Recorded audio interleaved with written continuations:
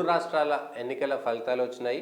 3 రాష్ట్రాల ఎన్నికల ఫలితాల ప్రభావం ఖచ్చితంగా ఇప్పుడు వచ్చేటువంటి ఎంపీ ఎలక్షన్స్ సాధారణ ఎన్నికలపైన కూడా పడతాయి. ఈ సందర్భంలో వచ్చినటువంటి ఒక సర్వేలు దేశవ్యాప్తంగా అనేక సంస్థల సర్వేలు వస్తున్నాయి. అయితే ఈ 3 రాష్ట్రాల్లో ప్రీపోల్ సర్వేలు, ఒపీనియన్ సర్వేలు ఏ విధంగా ఉన్నాయటువంటిది పక్కన పెడితే దేశంలో మరొకసారి భారతీయ జనతా పార్టీ సర్కారే వచ్చేటువంటి అవకాశం ఉన్నది. ఖచ్చితంగా 308 నుంచి 328 స్థానాలు వస్తాయని టైమ్స్ నౌ సంబంధించినటువంటి ఒక సర్వే వచ్చింది. ఇట్లా అనేక ఇండియా టుడేకి సంబంధించినటువంటి సర్వే కానీ మిగిలిన బయట వేరే పార్టీలకు చేసుకున్నటువంటి సర్వేలో కూడా భారతీయ జనతా పార్టీయే ఇప్పటికీ కూడా మరొకసారి ప్రభుత్వం ఏర్పాటు చేస్తుంది, నరేంద్ర మోడీ సర్కారే వచ్చేటువంటి అవకాశం ఉందనేటువంటిది స్పష్టంగా మనకు అర్థమవుతున్నది. దేశవ్యాప్తంగా ప్రజల మూడ్ కూడా అట్లే ఉంది. ఈ 3 రాష్ట్రాల్లో గెలిచిన భారతీయ జనతా పార్టీ కానీ, తెలంగాణ రాష్ట్రంలో కానీ ఇంకెక్కడా కూడా భారతీయ జనతా పార్టీకి సంబంధించినటువంటి మద్దతు మాత్రం అదే విధంగా ఉంది.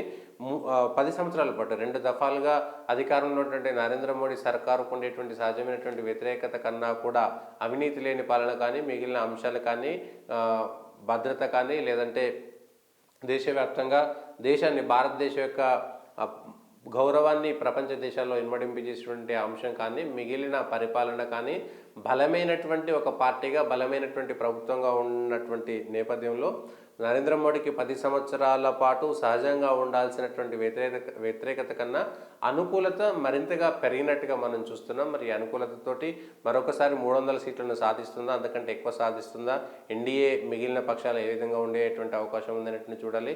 విస్తృత స్థాయి ఎన్డీఏ సమావేశం కూడా భారతీయ జనతా పార్టీ గతంలో నిర్వహించింది.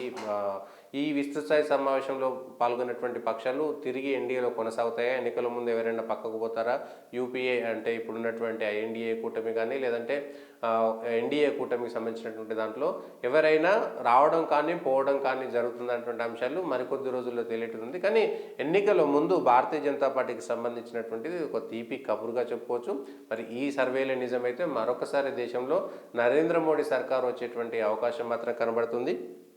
దీంట్లో స్థానికంగా ఉండేటువంటి ఇటు తమిళనాడులో కానీ, ఇటు ఆంధ్రప్రదేశ్లో కానీ, లేదంటే అటు తృణమూల్ కాంగ్రెస్ కానీ మరొకసారి ప్రధాన ప్రతిపక్షంగా ఉండేటువంటి అవకాశం, అంటే ఎక్కువ సీట్లు వచ్చే విధంగా కాంగ్రెస్ తర్వాత భారతీయ జనతా పార్టీ, కాంగ్రెస్, ఆ తర్వాత మిగిలిన ప్రాంతీయ పార్టీలు ఉంటాయి, కమ్యూనిస్టులు, వీటికి సంబంధించినటువంటి వాళ్ళు కూడా పూర్తి స్థాయిగా వెనుకబడిపోయారు. కాబట్టి పొత్తులో భాగంగా అక్కడక్కడ గెలిస్తే చెప్పలేము. కానీ ప్రాంతీయ పార్టీలకు సంబంధించి తృణమూల్ కాంగ్రెస్ కానీ, బిజు జనతాదళ్ కానీ, వైఎస్ఆర్సీపీ కానీ ఇట్లాంటి పార్టీలు మాత్రమే కాంగ్రెస్ పార్టీ తర్వాత మెజారిటీ వచ్చేటువంటి అవకాశం ఉన్నది. ఇవి డిఎంకే ఇట్లాంటి పార్టీలు కలుపుకున్నా కూడా కాంగ్రెస్ పార్టీ బీజేపీని ఓడించేటువంటి అవకాశం లేదు. బీజేపీ సొంతంగా 300 స్థానాలు వస్తే ఇంకా ఆ పార్టీ మరొకసారి అధికారంలోకి వస్తుంది. మరొకసారి నరేంద్ర మోడీ నేనే ప్రధానమంత్రిగా ఉంటాను, నా నాయకత్వంలోనే వెళ్తుంది అనేటువంటి విషయాన్ని కూడా స్పష్టంగా చెప్పారు. కాబట్టి నరేంద్ర మోడీ నేతృత్వంలో ముచ్చటగా మూడోసారి భారతీయ జనతా పార్టీ అధికారంలోకి వస్తుంది. ఒక రికార్డుగా కూడా ఉంటుంది. నెహ్రూ తర్వాత వరుసగా 3 సార్లు ప్రధానమంత్రిగా 2 దఫాలు పూర్తి స్థాయిగా ఉండి మూడోసారి పూర్తి స్థాయి మెజారిటీతో రావడం కూడా దేశం ఏర్పడినప్పుడు, స్వతంత్రం వచ్చినప్పుడు కొత్తలో, తర్వాత ఇప్పుడు మాత్రమే ఇది ఒక రికార్డుగా కూడా ఉండనుంది.